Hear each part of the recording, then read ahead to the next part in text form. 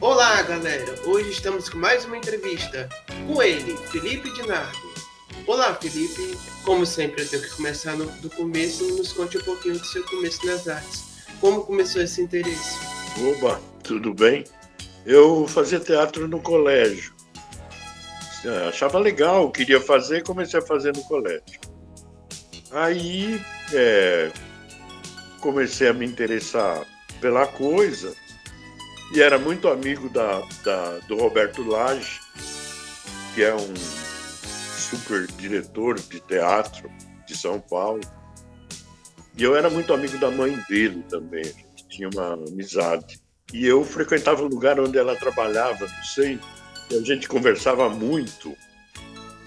E eu conversando com ela, falando que eu queria começar a fazer teatro profissional. Eu não queria ficar só fazendo teatro amador. E eu não podia fazer teatro profissional naquele momento, porque eu precisava trabalhar. E na época existiam algumas oportunidades de eu fazer alguma coisa profissionalmente, mas não era remunerado. Então eu tive a oportunidade de fazer, mas não podia. Ursinhos carinhosos. E ela me falou, pô, Felipe, você tem uma voz legal, você pode tentar fazer dublagem, que aí você ganha e está no meio. E eu fui procurar o Drauzio, que foi ela que me indicou procurar o Drauzio, na AIC.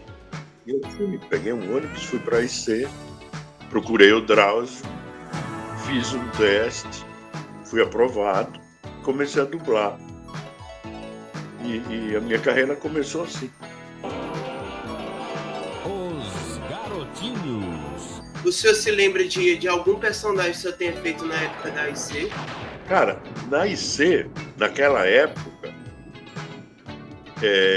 o que eles estavam fazendo, nos dias em que eu fui, era uma grande série de longa-metragens da RKO. O José Soares é quem dirigia. O José Soares, que depois veio a trabalhar comigo. E então, quem fazia os personagens principais eram os atores da casa. E as pessoas que estavam começando, como eu e mais alguns, fazíamos os papéis pequenininhos. Então, dessa época, eu não guardo papel nenhum, porque a gente fazia os papéis menores para aprender a trabalhar.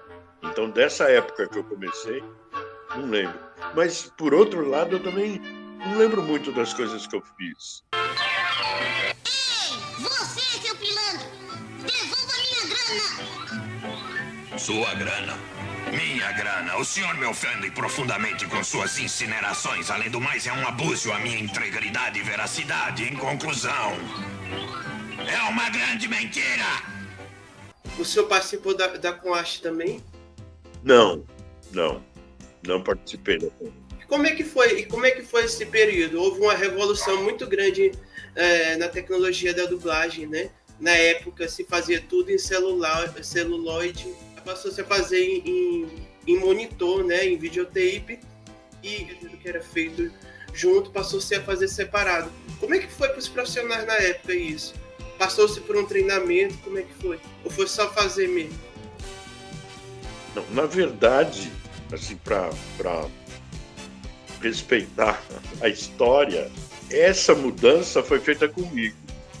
Não por mim, mas comigo. Quando eles começaram a testar esse processo novo, tudo o que foi feito nesse começo, nesse processo novo, nessa mudança, foi feito comigo, atuando e dirigindo. Eles fizeram um estúdio muito pequenininho de caixa de ovo, com uma máquina, esqueço o nome, que era aqueles VT Beta, eu acho. Uma máquina dessa e um gravador que gravava em DAT, eu acho. Acho que é isso. Eu não guardo os nomes das coisas. Sacrifícios têm que ser feitos. E aí começaram a fazer testes e a gravar alguma coisa que era do acervo do Silvio. Então essa transição, os primeiros testes para acontecer essa mudança, foi feito comigo. Eu dirigindo e eu atuando. A primeira novela, na época, que foi feita em VT, foi Os Ricos Também Choram, que foi uma novela mexicana, que foi feita, a primeira novela a ser feita nesse sistema, que fui eu que dirigi, a Márcia Gomes que dublou. Eu que dirigi não, né? Um dos que dirigiu a primeira novela feita nesse sistema.